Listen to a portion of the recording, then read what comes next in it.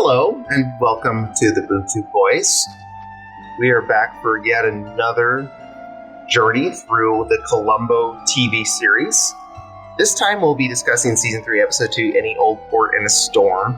And if you didn't already know that, you really need to catch up and go back and listen to the last episode. They're all worth listening to, and you should probably just binge them all. But in the meantime, I can't do this by myself, and I do need to introduce my sidekicks.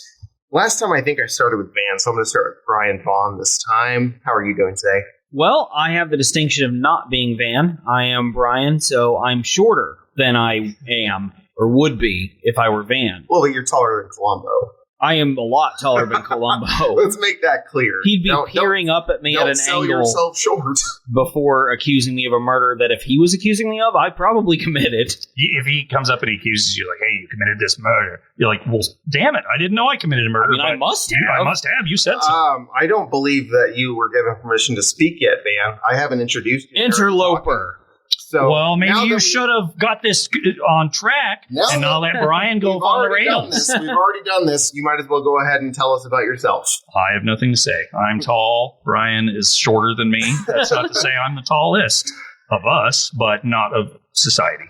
Okay. Well, bigger than Columbo, height-wise. I think that's on your business card. I think we can all agree on that. So we're going to be talking about a different Columbo episode. It'd be weird if we did the same one twice. So we're gonna get into Any Old Port in a Storm, and it's a very different feel, right? But before we even do anything else, I want to do again broad strokes. We're starting with broad strokes here, guys. If you do narrow strokes, I swear to God, just your first thoughts briefly. What struck you about this episode that was not quite like the last one?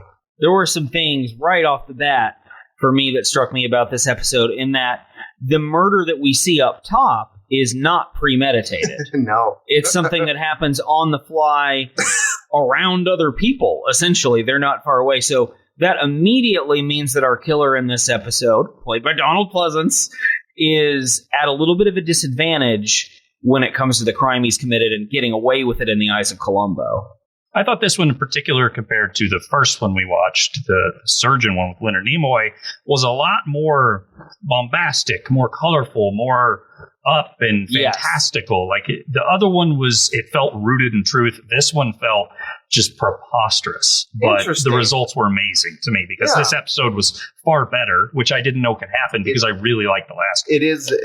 This one is really I'm telling you, almost every fan agrees this is in their very top episode list.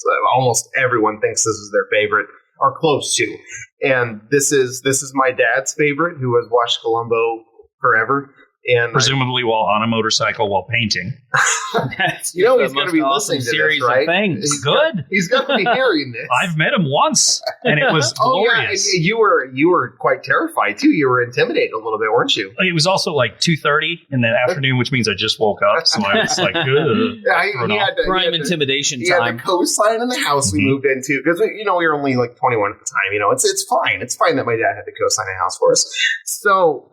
Yeah, this is a very different episode. As Dan mentioned, Donald Pleasence is in it.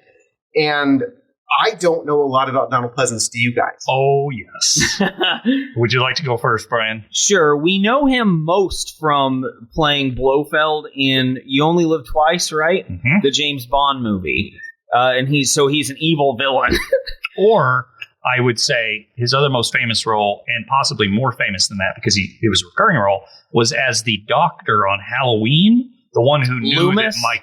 that knew Mike Myers was evil and a monster. Wait, Mike Myers was a bad guy in that? Yeah, weirdly enough. You remember when he said Shagadelic Baby? You beat me to the punch. You remember that time he married the axe murderer? That was bad for him. Remember that time he was the love guru? You remember that time when he disappeared for 10 years after the love guru? Didn't he never come back? No, he was in Inglourious Bastards briefly. He was in the Queen biopic. He played some record producer. I didn't know that. Like he was in a lot of prosthetics. All kinds of things about Michael Myers right now. He did well, not the murderer. He didn't do well. Michael Myers at this point. Well, the joke I had here for Donald Pleasence was, and I've used this joke format in the past. We're going to break it down. We're going to scientifically look at this joke where you list two roles and then the third role is absurd. Right? Right, well, or here's not the thing. real or something. The third absurd role is the punchline. I had a lot of choices for the punchline, so I'm going to give you two.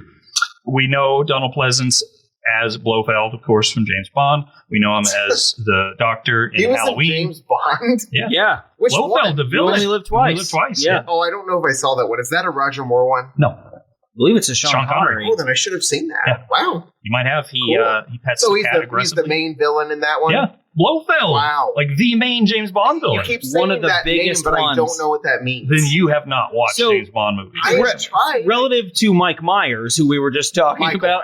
Michael Myers. When he is parodying, in a sense, with Dr. Evil or whatever, petting the cat, that is based on Donald Pleasence petting a cat as Blofeld. No, that's great. That's great information. Yeah. I'm glad to hear that. So then the joke is it's Blofeld, Halloween, and of course, something that I found on IMDb called American Rickshaw, which is a horror movie.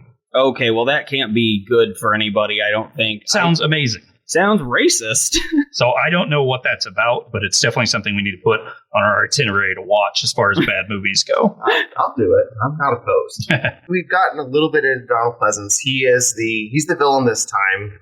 It's a very different kind of villain than we saw last time with Leonard Nimoy, and that's something we'll talk about later on. You mean cold and calculated Leonard Nimoy is not what we see here from Donald Pleasence? We got a little bit of a different approach, and that was on purpose. I made sure that you guys would get two very different relationships Columbo would have with his murderers. You know, we didn't talk about that in the first episode.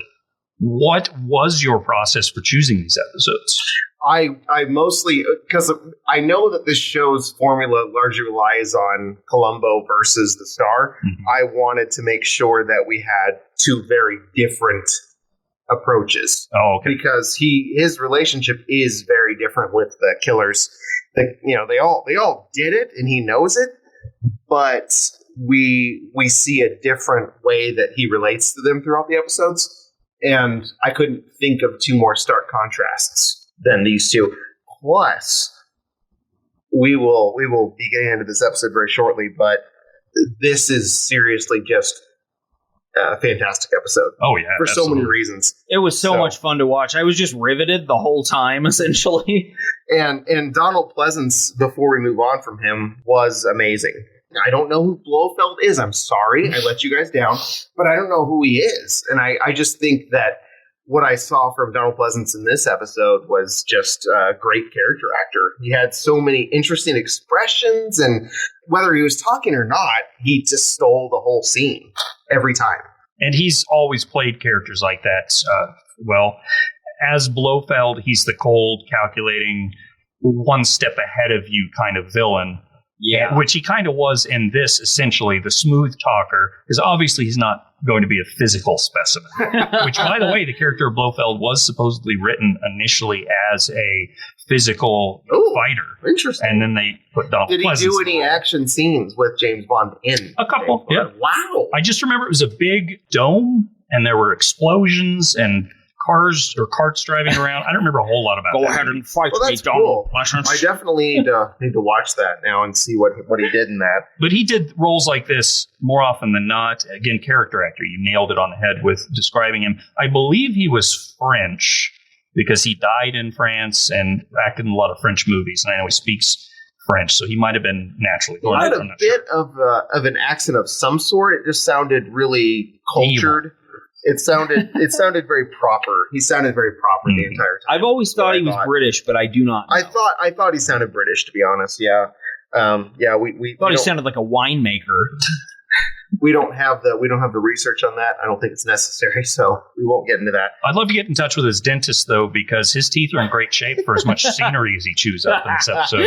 Yeah, he is. What about his eyes, though? Were his eyes the right size for his head? Big enough. Let's go with that. Yeah, they were definitely big enough. We won't have to take any time to talk about the premise of the show because, again, if you didn't already hear that last episode, that's not our fault. That's yours. That's on you, listener. You go back and you listen to the last episode. You download it right now. Do it. Okay. We're ready now. Comments.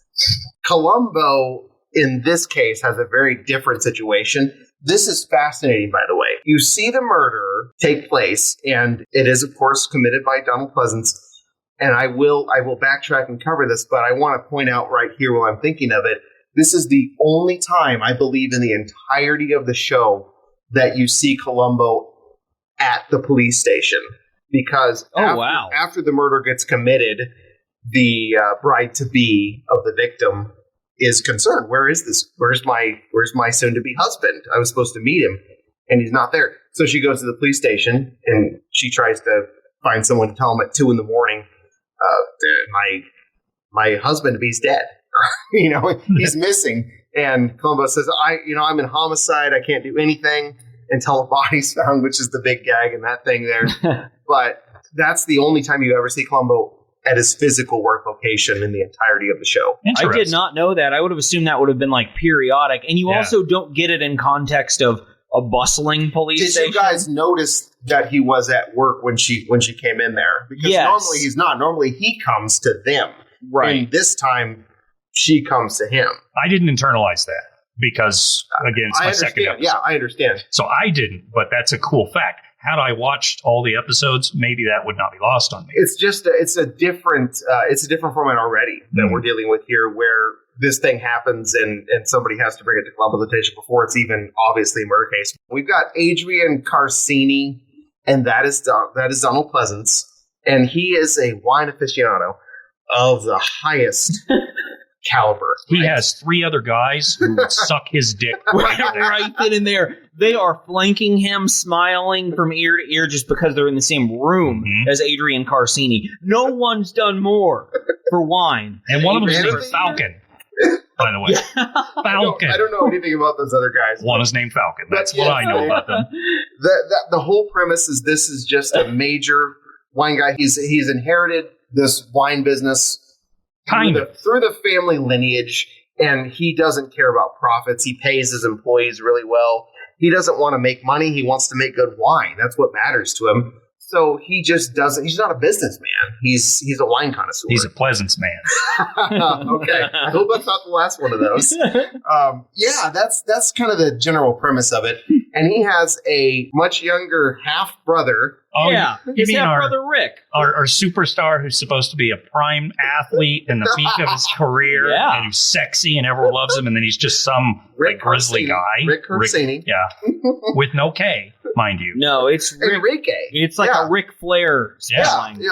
He just goes by Rick because he has Hispanic culture, which you can totally tell looking at this guy. Yeah, that looks like a guy you'd call Enrique, right?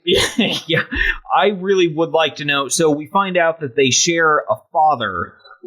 What the fuck do their moms look like, respectively? Because these guys don't look the same. Adrian Carsini, I'm sorry.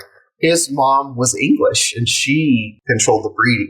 Which is really creepy. Right before he kills him. This is the conflict between brothers. It's really just kind of an Abel and Cain thing, except with wine. And well, Rick owns the business, right? Yes. When their father died, the father left money. He gave Adrian the money, and which kind of seems weird. He gave Rick access to the money. I don't think you would want to give Rick anything, to be honest. Nope, he owns that whole thing. In any winery. Case, he controls he controls the business. I'm sorry, and Adrian controls the actual money. So he is not doing the business like a business, and Rick, despite not really having a whole lot of that sense, seems to be up on this. He seems to kind of be channeling his inner accountant, and he's very aware his brother is not running the company very profitably. So that's the whole conflict here, and it won't take long to get into this. That's really just all it is that Adrian's not going to have his livelihood ripped from under him. He's not going to let that happen. So because Rick threatens he's selling the business. He's decided he's going to sell the land. You're not turning a profit. You're a snob. You're a wine snob. You're just doing this for fun. I want to make money. And I don't have any money, by the way. Can you give me money because I'm getting married? That's the whole thing. That's the whole I need airfare. The whole thing is he's getting married in Acapulco, and he needs money for it. And he's really mad that Adrian has all the money, and even though he's bad at business, not because he doesn't have it, in a sense, but because he likes wine so much. So they fight about this, and Rick reveals, hey, I'm not doing this. I'm selling this company. We're gonna give this to to the Marino Brothers. I couldn't even finish that without laughing because I knew Van had this. Oh, I'm super psyched because he goes to the Marino Brothers and Donald Pleasence goes, the Marino Brothers? The 69 cents a gallon Marino Brothers? The Marino Brothers have made me an offer, and I'm accepting it. Marino Brothers. The Marino Brothers. The Marino Brothers! 69 cents a gallon, Marino Brothers. They don't make wine. They don't even make good mouthwash. There has never been hate like the hate that Donald Pleasence feels for the Marino Brothers. Did you see his forehead just bulge when he said that? Vein popping out. I'm surprised blood didn't explode all over the screen because the vein popped. He's obviously disgusted with that because it is a hobby to him, and that's all he cares about. He doesn't want the money. He's not worried about the money. He just wants quality wine.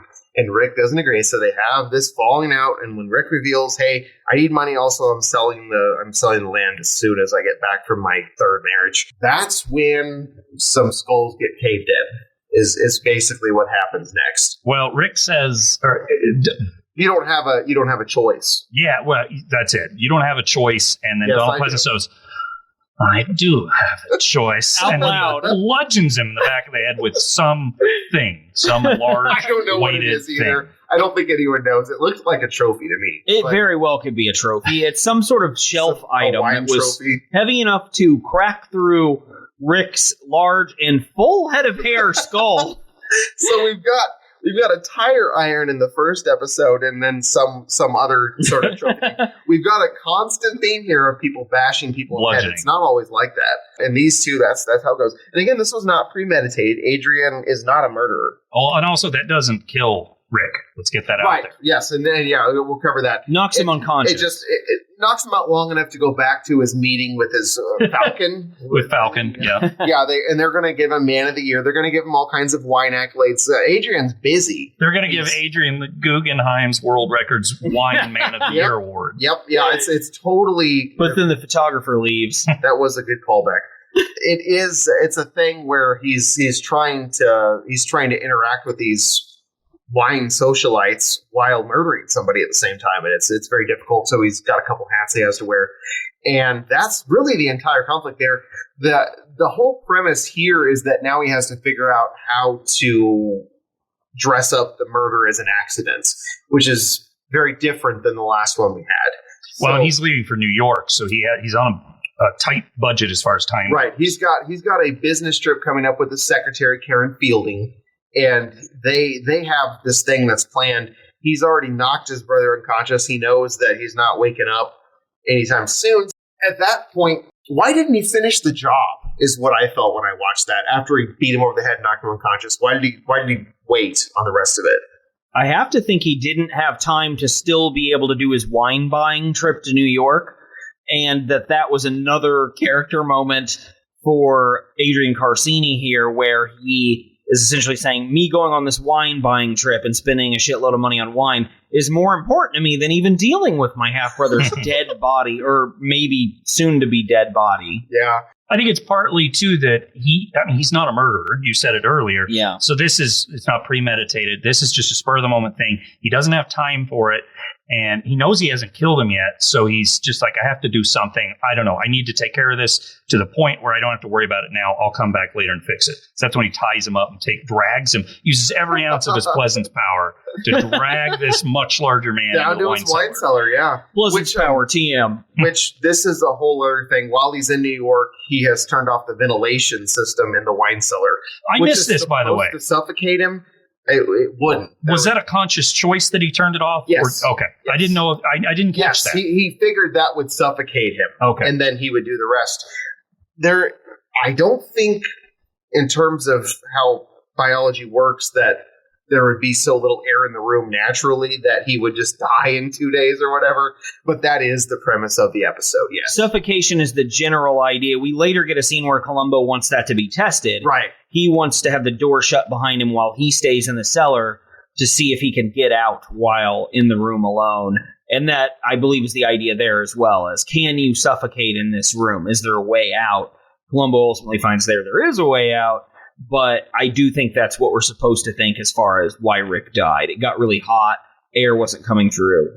He suffocated after suffering a brain injury after being hit by a random object. That's the main point, is he did get hit in the head very hard by Donald Pleasence, by Adrian Griffin. And I don't know, based on some athletic scenes that we'll see later from Donald Pleasence, I'm not sure if he'd be strong enough to knock out Rick.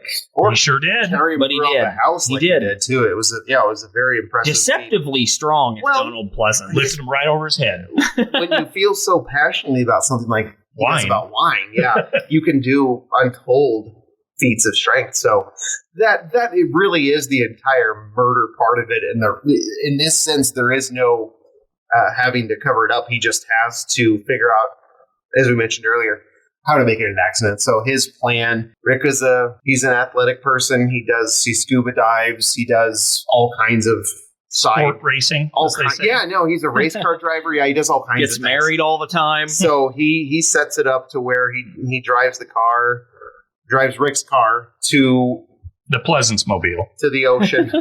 Quickly, let's go to the Pleasence cave. I must get in the Pleasence mobile. Someone hand me my mask. Dresses him up in his full scuba gear, which must have been awkward for him, I would think. Undressing out your his brother, dead nude brother.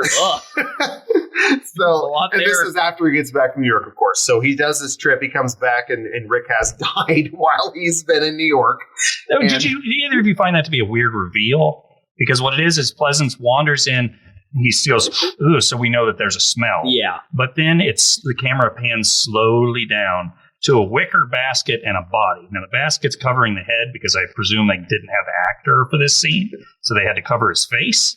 But that was it. It just felt kind of flat. I expected something to happen. I thought it was just like, oh, he's dead. I thought the reveal would be that he left, he came back, and the reason they pan down slowly is the body was gone. Yeah, but then it was just there. But then the body was just there. He had a lot of faith in the fact that he wasn't going to be able to get out, even though he makes the point later that he can.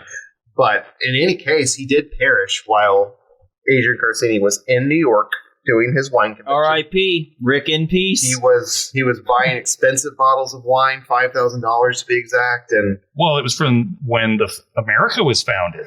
That's right? True. I think that's what it was. They said it was made in California on the year America was founded, so 1776 or whatever. But as his point was, does anybody need a $5,000?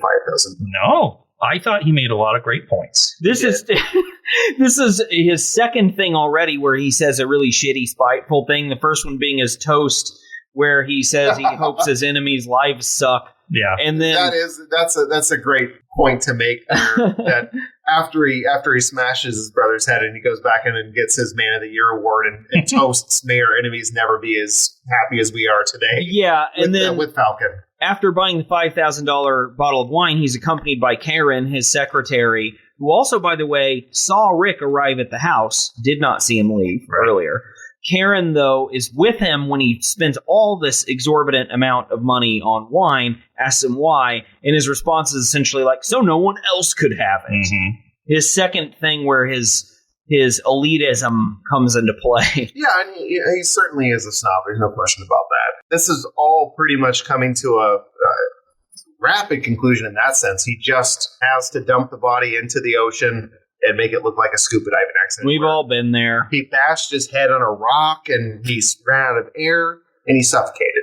And that is supposed to be the cause of death. So he leaves the car there, rides off on a bike. What was this, by the way? This is one of these athletic Pleasence feats. I really wish we could have seen him ride back on that bike that he folded up into the whole thing in one shot. Did it have like a cling cling little bell on it? Because it was like a little girl's bike that folds in half. It folds in half. Yeah. Very weird. Yeah, pretty cool. He just stuffed that. And this is a tiny convertible that Rick has because Rick is a stylish guy. There's no question. No, certainly. He's very stylish. So that whole part's done. And at that point, we get into the investigation. That is where Columbo appears in this one. We find the body on the beach. He already knew about Rick from the bride-to-be. Yeah. Right. And then that happens before all this. And now once Rick's body washes up and it's a scuba diving accident, that is where Columbo comes on. And that's where some observations get made. And from this point on, it just comes down to Columbo trying to determine, hey, I don't think this is an accident. Again, this is very different from the last one where someone did get beaten over the head with a tire iron in that one, and there is no question about it. So Dr. Mayfield is making that look like it was some sort of drug-related murder. And in this case, Adrian Carcini is trying to just make it look like, an accident. Yeah, like what happened? I was scuba diving and I hit my head in a rock. So it's a very different thing. Columbo's approach has to be different as a result. So he starts the conversation in a very different place with the villains in this case.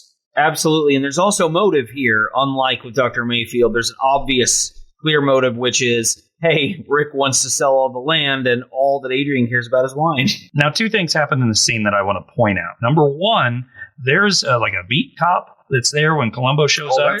Oh my God. And they're talking about this car, and the cop is pestering the shit out of Columbo to the point where Columbo is notably exasperated. Which someone pestered Columbo. And he's usually the pester. This cop talking about the car, I mean, he's got a real boner for that car. He's like wiping his hands all over it too, tampering with evidence essentially. And touching away. My favorite line, perhaps in that entire episode, is when he talks about the floor of the car and says, I really like to have this in my den. Yeah. Ankle deep. That's living. That's like my favorite line. Such a 70s concept that shag carpeting is luxury. Yes. That's what you want, is just really thick carpet.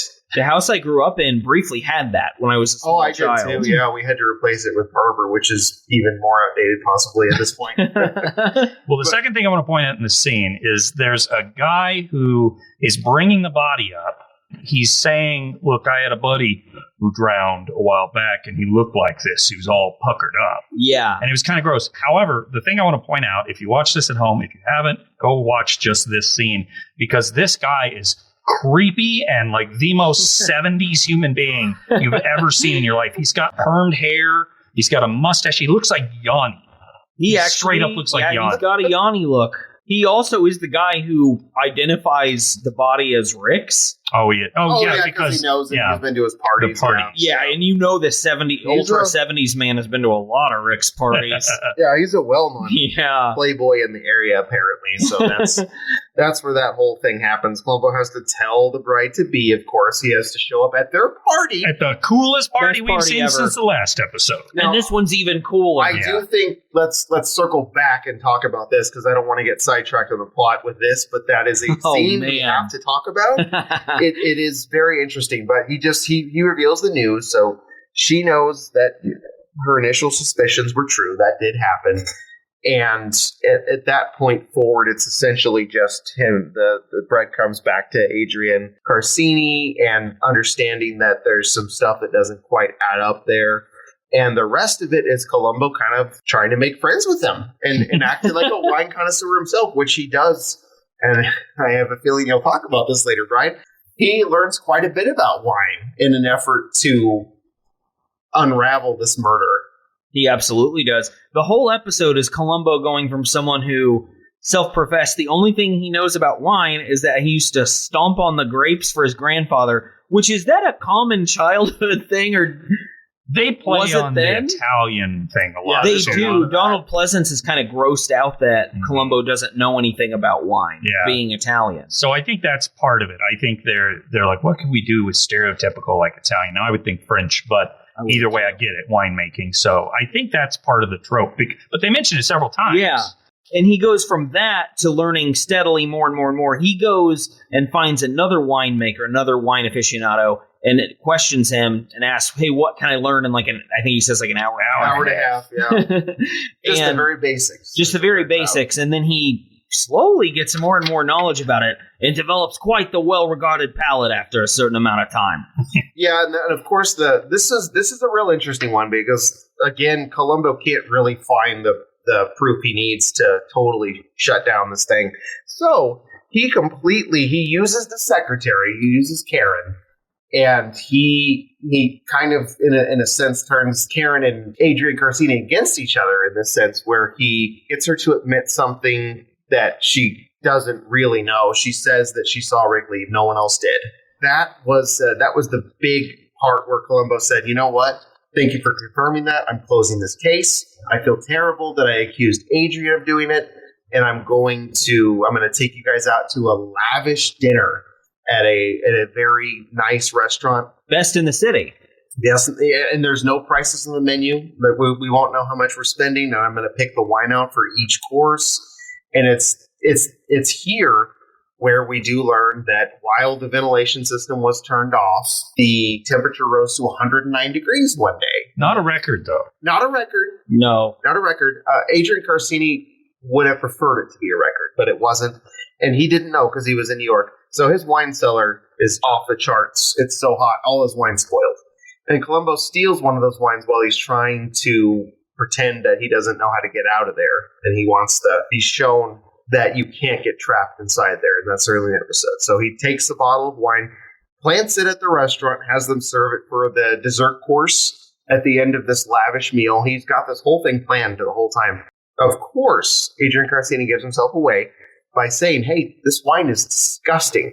It is, in fact, liquid filth. Monsieur Carcini, is there something wrong? Is there something wrong? Everything is wrong. An exciting meal has been ruined by the presence of this liquid filth. At that point, Columbo has all he needs to do, so he plants the bug in his head afterwards. Did you know it got to 109 degrees? Oh, you guys weren't here. You were in New York. Just casually afterwards. I couldn't even tell the wine was bad. He's done all he needs to do. Now he just needs to wait for Adrian to realize his wine has been spoiled with the effort to suffocate Rick at his wine cellar, and he throws them all out. I don't really know how Columbo knew where he would do that, but he was waiting when maybe he trailed him or something. Yeah, probably followed him. In his awesome car. There's only 3 in the world. It seemed like he was already there. But yeah, in any case, Columbo's waiting after Adrian tosses out his wine. And he knows why he's doing it. And they have that conversation at the end, which is very touching, very sweet. We'll get into that too. But that's the gotcha of that one. The wine's being tossed out after Columbo said, hey, it got so hot that there must be no connection at all in the hot weather that day and this wine being spoiled. Plants just enough evidence in his head and waits for him to reveal himself in this case. And it winds up being a situation where Donald Pleasence is then like, hey, can I just confess? Yeah. He's like, you got me. Oh, well. Did he though? Or is that enough? Couldn't you have just stuck with the story of I don't want this wine, throwing it out? Well, at this point, he'd already been blackmailed essentially by his secretary. So he was already like, this is too much. So I think it was just I'm over my head. I'm caught. I'm ready to be free of being held. That's an interesting subplot too, and I wonder how much that factored into it. Is how he sort of did in the big lavish dinner. The secretary was invited. They had kind of an agreement to go as a couple, and it could have possibly blossomed into something more. She's worked for him for 12 years. They have a very professional relationship. And at this point, it's a question of maybe it could be something more. And she wants it to be, and he seems to also prior to the dinner. Initially, yeah. And then something just really goes awry with that. Her character completely changes in the course of that experience. She does kind of blackmail him into the idea of some sort of loveless marriage in exchange for keeping the whole thing up. And she says she'll get like half of the profits or something. Yeah. She's also doing it for money, but does claim, or seem to at least imply that it's all for love. Yeah, it's all for you may not love me now, but if we do marriage thing, you'll grow in. Marriages have been built on much less, I believe is what she says. She does say that, and I'm beginning to think she's not a very good secretary.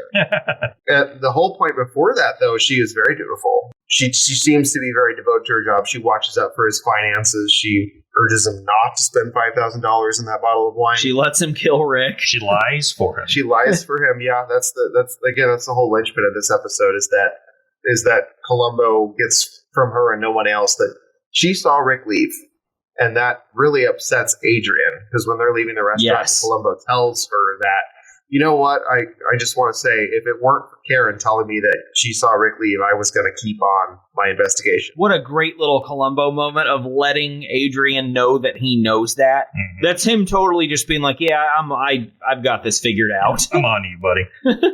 And it unravels from there completely. Yeah, and then the very next day, of course, I'm assuming he throws away all the wine bottles. That's the general premise there. It's a little convoluted in the sense that he had to cover for his actions after taking that trip. So that's the weird part about this one. Normally, the characters have to set it is premeditated, right? And they have to set up a whole thing where they were when the person got killed, but they have to make it look like it didn't happen then. And there was an element of that here with him saying he suffocated, 2 days after I was already in New York or whatever. So it was definitely a different formula, but the entire process of this one, it was again a little bit outside the norms. We'll repeat some of the same ones, and I want you guys to kind of talk about how it struck you differently.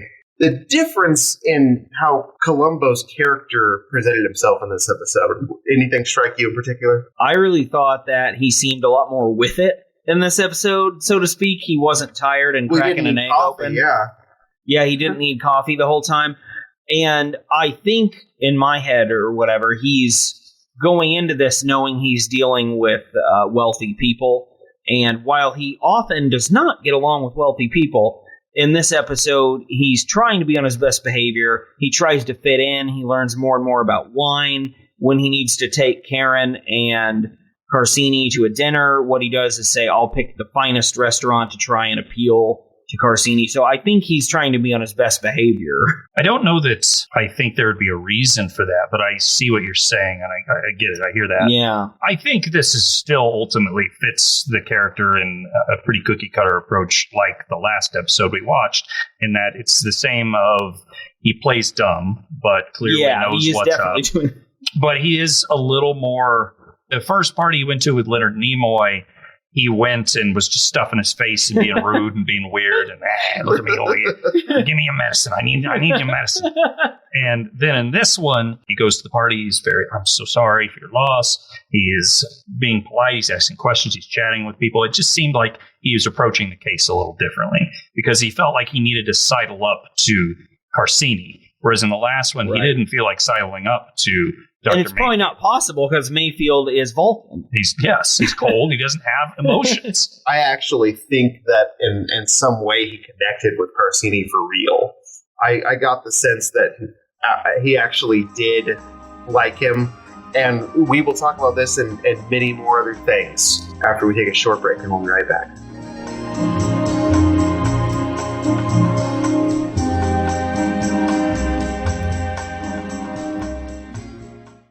Now that we've discussed the relationship between Peter Falk and Donald Pleasence in this one, I am curious how you feel about not the actor, but the character himself in this case. He was not quite as reprehensible as Leonard Nimoy was in terms of his murdering skills. Well, I think they tried to posit this as, and look, if you go on Wikipedia and you look up the description of what Columbo is as a whole, it will tell you that we're supposed to have a feeling of they're not that bad of people when they kill. Sometimes there's redeeming qualities. And I think that's the case here. He was a snob, but you can tell he meant well. He just wanted to put out a good wine product. Yeah, he was really passionate about it. Very passionate. He was a little brutish with how he would talk down to people sometimes, but again, you do get the sense of, well, this is just a guy that loves what he does a lot. Not a guy like Mayfield who just wants credit for a thing and then also to murder several people. Yeah, there was no redemption for Mayfield. I feel there was a little bit here with him. Now, actually, I think it's the Wikipedia description, maybe IMDb for this episode, posits it that the brother is the evil one, so he deserved what he got. Maybe that's a strong take, but it's something more similar to that, which I don't agree with. Well, and that's what Karen asks him at the end as secretary. She says, she just tells him, I wouldn't blame you if you did. She doesn't, he never admits it to her, but she says, if so, I'm okay with protecting you because he, in a sense, he deserved it. Which, no, Rick did not deserve to die. To be pleasanced to death. I don't think Rick was a particularly likable character by any means, but to be bashed over the head just because he wanted to sell the company and make a profit is it's a little too much. The general kind of interaction between Columbo and Adrian Carcini in this one does take on a very different feel. And I don't think it was all an act, is kind of what I was alluding to earlier. It's like, I do think Columbo did have some sort of connection and did feel something legitimately sincere with him. I think he liked him. I think he liked Donald Pleasence's character. I think he maybe not looked up to him, but saw the love for wine and the knowledge and the experience and everything, and admired it almost a little bit. Because at the end of the episode, I thought this is fascinating. And this happens a couple of times, or maybe frequently in the show. After they've essentially been caught, Columbo has a moment where he just hangs out with the murderer. And they're just drinking wine in that car. And he knows that Adrian loves wine more than anything in the world. So he's like, you know what? You're about to be locked up for the rest of your Donald Pleasence life. I'll get you this awesome dessert wine, and then we'll toast, but then you can also just have this bottle afterwards, because, I mean, drink up. The rest of the wine you'll have is murder or jail wine. I will say that he does usually have the final scene with them, but in terms of doing something thoughtful like that for them, hardly ever. That is where I'm drawing my opinion that I think he genuinely did like him in some level. Definitely. Of course, he knows he's a murderer. He needs to be locked up for what he did, but he did not have an issue with him personally.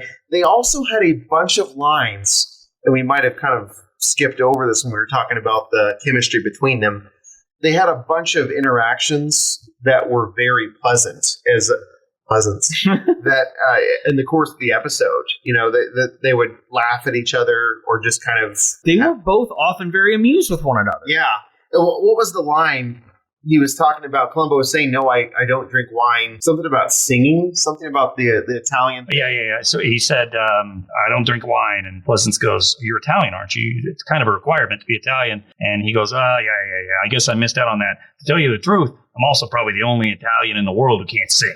There we go. Yeah. And Donald Pleasence loves that. He eats it up. There's also another moment of empathy when Adrian is chucking his precious bottles of wine into the ocean to far off, very loud glass breaking sound effects. Columbo approaches him, or catches him in the act or whatever, and then admits, he's like, hey, this must be really hard for you to be throwing this stuff that you love into the ocean like this. It's surprisingly empathetic for somebody who did. Yeah, and Columbo also realizes these are nice bottles of wine, not just junkies throwing out, like Adrian says, which still littering, God, horrible for the environment.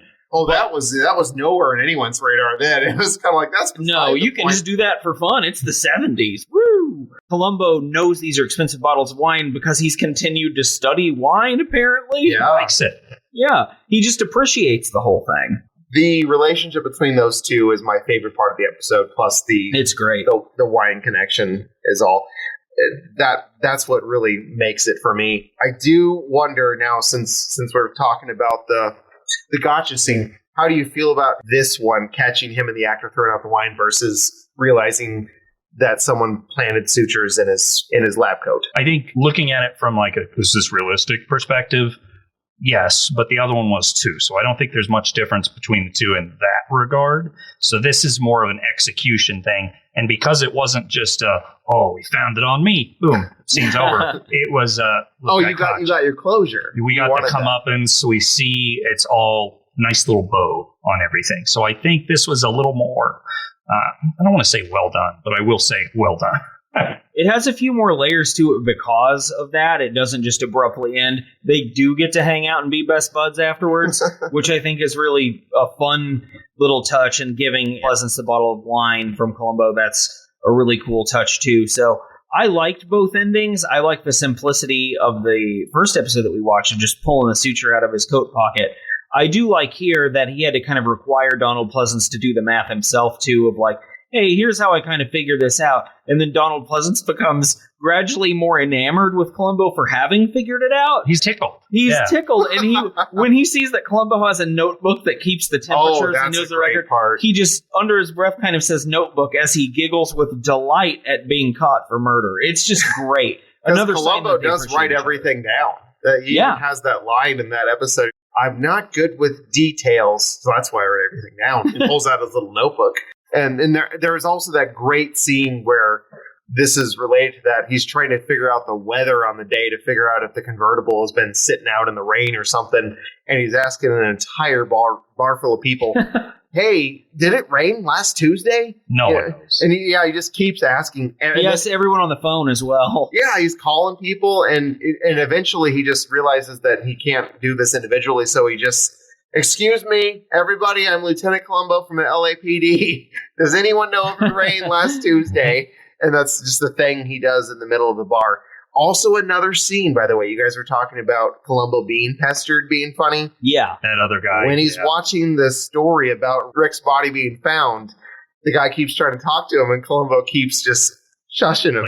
Putting his hand up. I can't do this. I'm busy right now. But I like the guy going like, I'm sorry if I bothered you.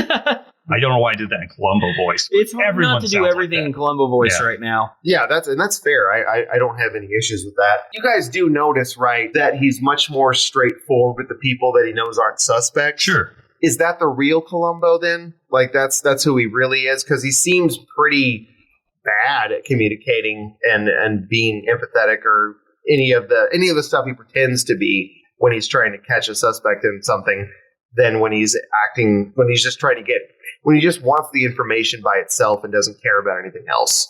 Well, that's just it. He has to put on the show to get it out of certain people. I think it's just, that's his job. He puts on the show. So when he doesn't have to put on the show, he doesn't do it. He's just procedural unless he needs to be something more. And he's tired. It's 11 o'clock at this bar. He's having a beer. So he's not on. He's just, drinking away his problems and choosing then to be a little more blunt with people. One thing Falk does is gets up in everyone's business. Like when he talks to them, he's on top of them. His face is buried in their neck. Yeah, because he's not as tall as any of them.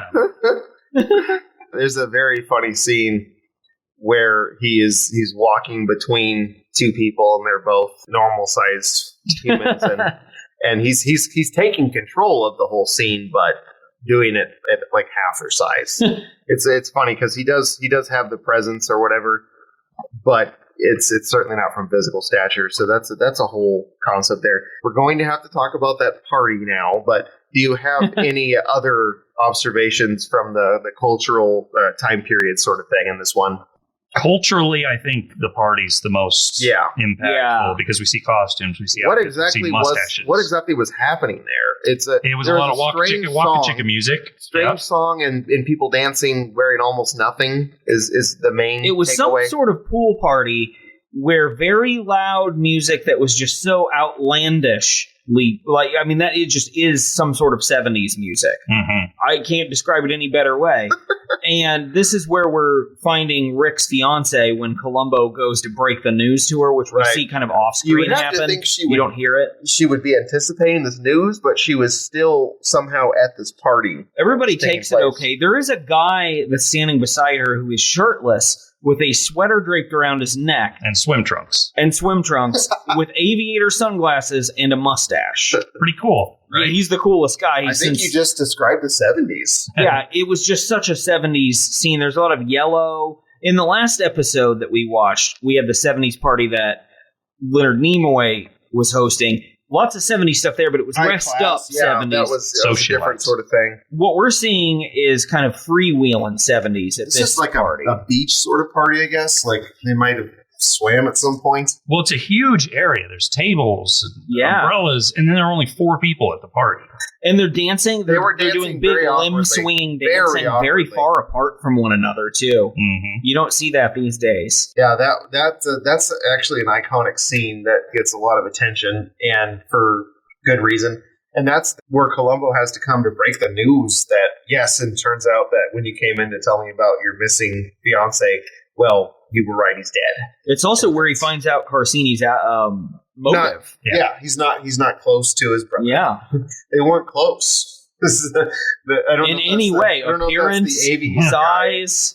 But one of the guys there with that group does mention that, like, oh yeah, they weren't close, so they Adrian might have killed them. We've gotten into quite a bit of the characters here. So we agree he didn't necessarily deserve to die, but no. You don't have any sympathy for him the way you did the last 2, right? Like, certainly not. Not really, because he's like wealthy and he's wanting to sell the land partially to be a dickhead to his brother. He's not really a good person. He was a tremendous eater, though. That's a line that is said in this episode. I guess in this case, it's not as easy to. The last episode, those two people who died were just completely innocent and well-meaning people. They didn't. It's also easier for me to root for a nurse and a recovering addict. Yeah. Than a wealthy socialite who gets whatever he wants. Yeah, he'd never done anything. He was just born into that business and wanted to sell it for more money and just get married and scuba diving all the time. It's definitely a different thing. Well, I guess if there's one way to go out getting bashed on the head with a trophy is by Donald Pleasence, might I add, is not the worst way. I would take it if it was specifically Donald Pleasence. Sure. Did you guys feel like he thought Adrian did it in this case, or did that come later on? I think it was when it was revealed at that party. Yes, when they I were do too. That's exactly what I had. We find the motive. We find out it's like, well, they didn't really get along. He was going to sell, blah, blah, blah. That's when Columbo goes, oh, this is probably my guy. So I'll start looking into this. I'll start researching wine. Yeah. Yes. Yes, which is what he does. That's how he zeroes in on the subject, is getting in touch with their subject matter, and it works. And he really, honestly, every step of the way. Usually, the person he's coming after gets tired of him and will tell him off. Adrian Carcini never does. They loved each other. They always seem to. They had a bond. It's different. It really is. It doesn't. It's not really the same as most of the people he's interrogating over the course of it. I don't think Adrian Carcini ever felt hounded. I think he genuinely was flattered that someone was taking up an interest in something that was his whole life. It was all he cared about, as he says at the end. When he gets caught, this place, this winery is all like the only place I've ever been happy at. So I think he genuinely appreciated that Columbo took an interest in it, because most people don't, and that's what he was completely. All of his achievements were built around what he had done in the wine industry. Well, anything we haven't discussed about this episode or in comparison to the other one that you want to hear? Well, I'd like to say that I'm amazed at how nice the murder gloves are that both these guys had. In the episodes, Leonard Nimoy and Donald Pleasence. Leonard Nimoy, I believe, had black gloves. Donald Pleasence, white gloves. Mm-hmm. Just fancy-looking gloves. And the 70s were a time when I had, like, driving gloves and things like that. So I'm wondering if that's what they actually were.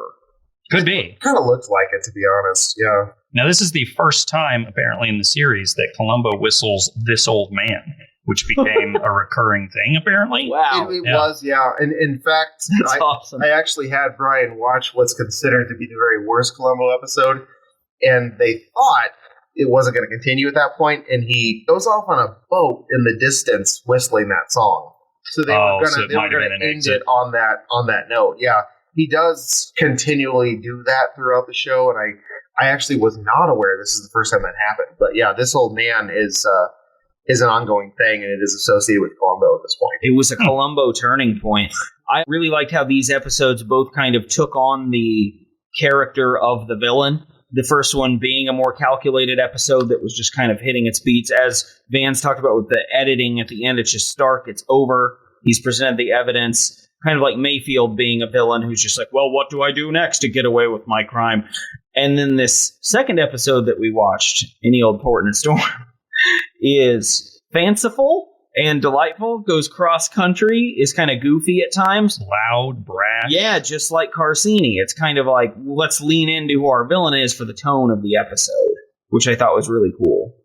Now, one thing I also wanted to point out, too, if you ever want to see a tiny, gross man violently dial a rotary phone multiple times, this is the episode for you. Because there are 2 or 3 times where he calls someone. And one thing that Columbo does is it does pad its runtime sometimes, where they will show every bit of something. Absolutely. So when they showed Donald Pleasence switching the cars, his car for his brother's with the garage, they showed every second of it. Yeah, I wonder how much of that, it's definitely some padding, but I do wonder, like, did anyone trust 70s audiences in the same way? Right, that's true. I don't really know, honestly. But every time he would come up to a rotary phone, I'm sure he dialed a different number every time and just would slap at it and poke and smack, and he's whistling This Old Man the whole time. It was bizarre. But cracking an egg on it. I did find it interesting because in the hospital episode, which is the season prior, it was button phones. All the phones had buttons. I guess the hospital had it. That bar that he was at didn't. Not so much. Yeah, that's fair. There's not really a way to tell. I did see both these episodes technically were released in the same year. One toward the beginning, one toward the end. Oh, okay. Season 2, Season 3 thing. Yeah, they're not far apart at all. Just early 70s. And in terms of the era, they're pretty much the same. Yeah. There's not a lot different there. It's just it was handled differently. And that's really the kind of key to Columbo is they're not your typical killers. They're upper class people. They're usually way, way wealthier than Columbo. So he doesn't fit in. He doesn't fit into the people he's investigating and trying to talk to, and they always underestimate him. And that's the whole premise behind most of them. Is these are not your typical killers, and they think they're smart enough to get away with it. Well, I read a thing too. They ask some of the people, oftentimes it's Columbo, blue collar guy against high society, rich people. Was this a class statement you were trying to make? And the producers were like, no, we weren't really going for that. It just kind of worked out that way. What we were going for was the fish out of water experience. Oh, yeah. Which they achieved.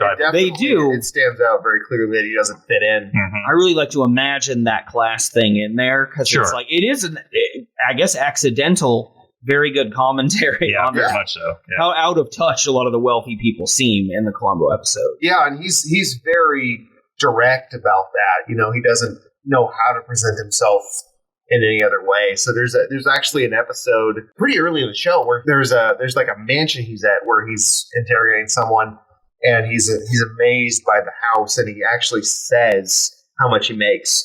And I looked this up. That it's $11,000, but this is of course 1972 or whatever. So it's I looked this up in I don't know, like 2012 or something. And it's something around like 50,000, but in LA, 50,000. Yeah. The equivalent of 50,000 in LA is nothing. He's pretty much poor, especially compared to these people. And they all just think they're better than everybody. And that comes across in the majority of episodes. The whole point that I've noticed is the contrast between him and who he's coming after and how they think they're better, but he's actually smarter in getting them. And you get to also see their crazy fashion statements. They're always wearing something interesting. And their houses are always very unique. Lots of ornaments and things like that. Yeah, the setting. The setting is an incredibly important part of this whole experience for me. How I mentioned last week when I alluded to it's an accidental period piece at this point because you see a little bit of a bygone era, and it's LA culture in general is always going to be its own thing. It's always going to be different from the rest of culture and maybe cutting edge in some ways. And this is an era where anything different was always very outlandish. So it's fascinating to see kind of how they did that in the scenery there. One more thing I want to talk about too. I read this fact in between episodes. So I watched the Leonard Nimoy one, read this, and then I watched this one, the Donald Pleasence episode. And then I've since gone back and watched bits more of the first one because you can really notice when this happens. Apparently, Peter Falk, when using the character, developing the character, decided he was going to just throw in little idiosyncrasies all the time. He definitely does. And he does it to throw the other actors off because he wants them uncomfortable, much like that character would be uncomfortable around Columbo. Cool, yeah. So that's when you hear him say things like, you got a pencil.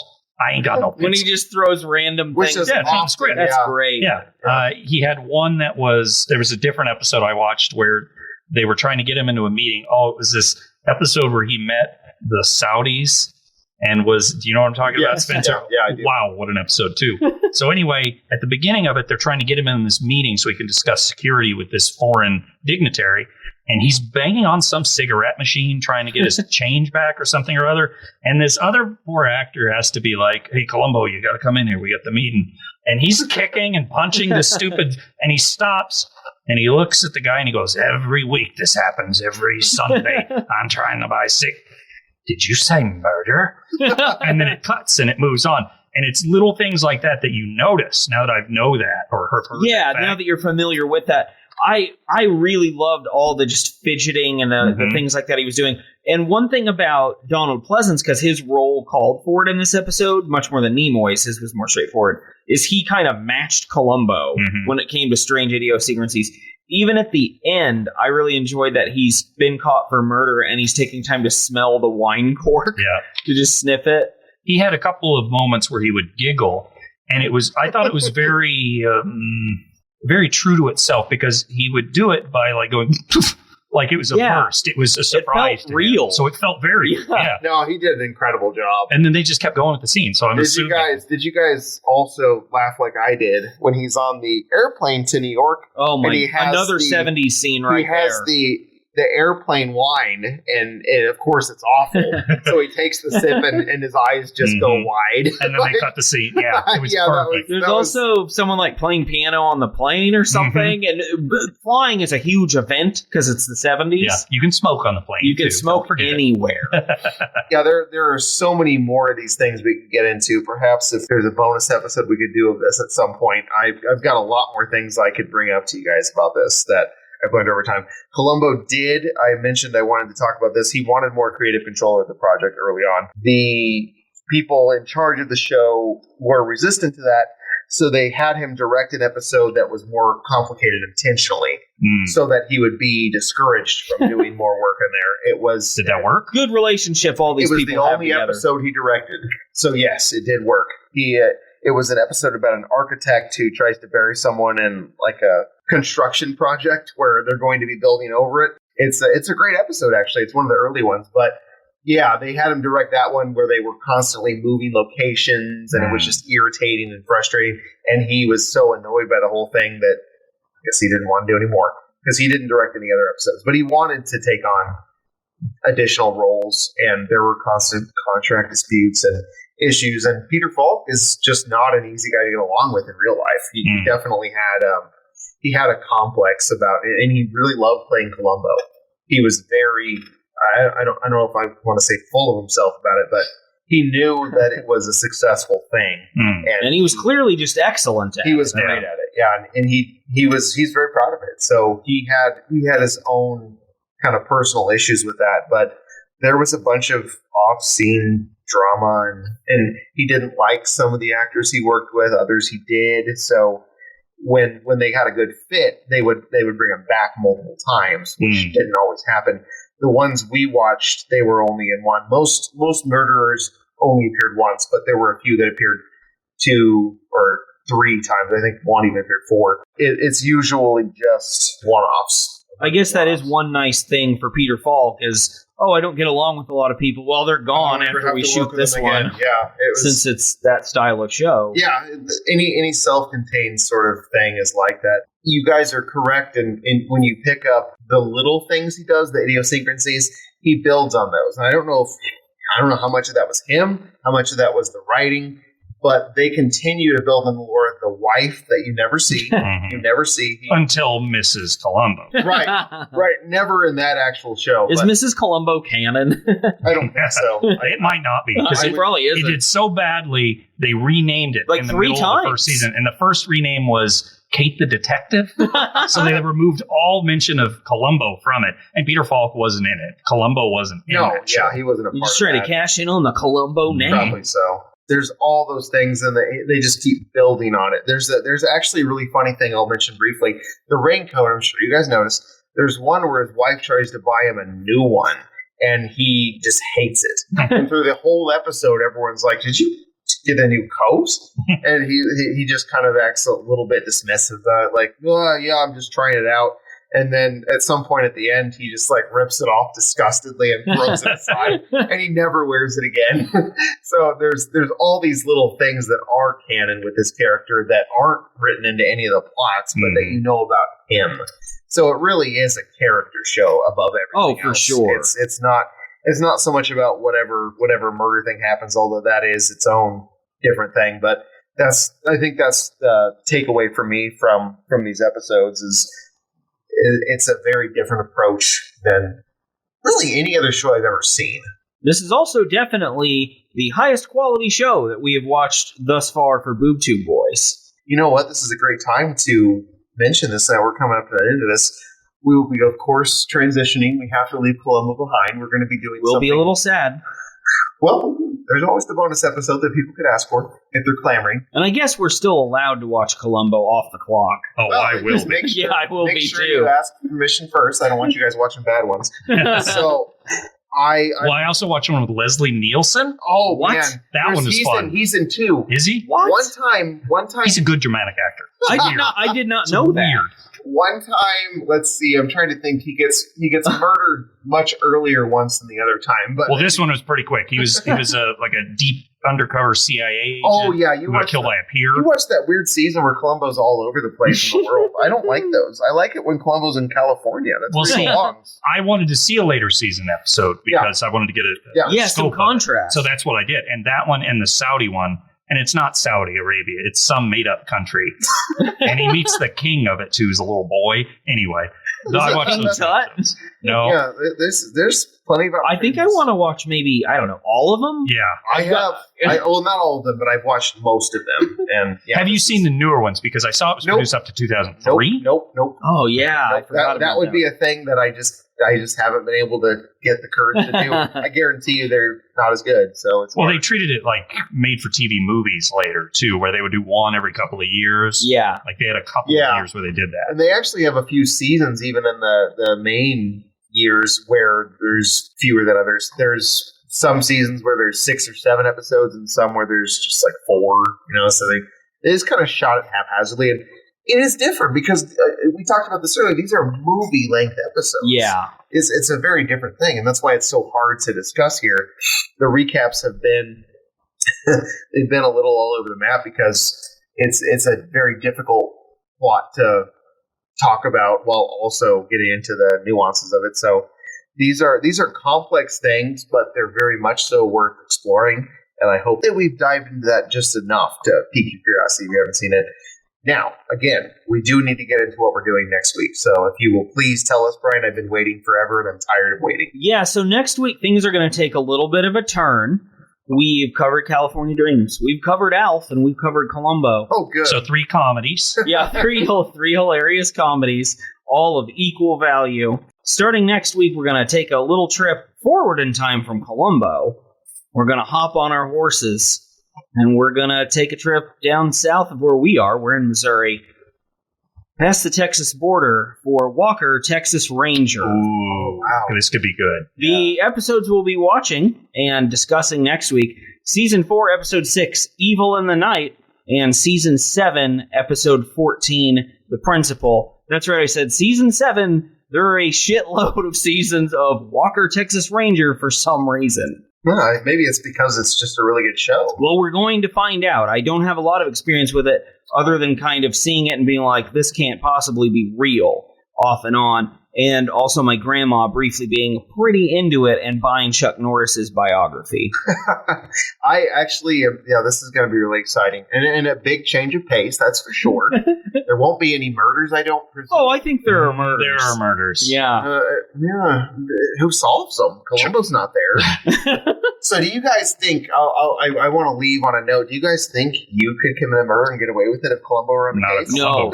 There's no way. He would look at me for... I do think we'd be friends, though. Sure. By the end of it, I would be going to jail. I drink wine with him, and I don't even drink wine. Yeah, I gladly would. In fact, let's invite Columbo over.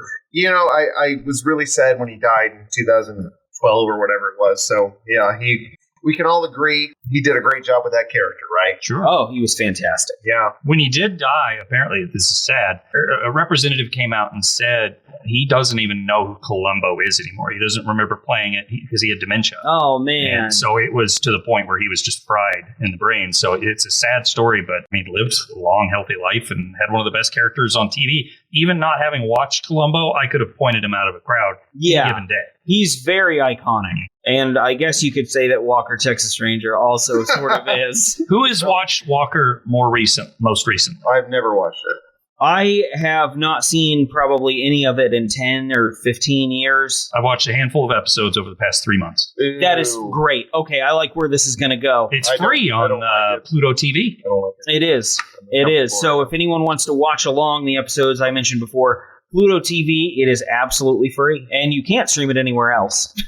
I wouldn't want to. So as a last note, this is going to drop well before Father's Day. It should be, Father's Day is a pretty predictable day. I think it's June 20th this year. But I do want to make a note here that Columbo's always been a father-son thing for me. So this is an early Father's Day present for my dad. And he is going to be listening to this. I mentioned that earlier. Good. So you guys were on your best behavior for him, and he's going to enjoy this. He's going to enjoy that he gave me this gift, and I gave it to you guys. That's true. The gift of Columbo keeps on giving, too, because we have a lot more episodes we need to watch, Van. And this basically means that in this scenario, you are our daddy. I will accept it grudgingly. As the oldest of us by like a week. It's just a thing I have to mention that this was always a thing that I enjoyed with my dad growing up. So I want to thank him for introducing me to Columbo, and in turn, you of course already watched many growing up, Brian, but this is a brand new thing for Van. So we've introduced him completely to the show. And I was sold 5 minutes in. Of course. We were getting text messages about it. And we got Brian back into it a couple times. I think he did it like 10 years ago. He got into it too. So this is quite a gift, Dad, and this is an early Father's Day gift for you. Thank you for introducing us to Columbo, and happy Father's Day. A month early.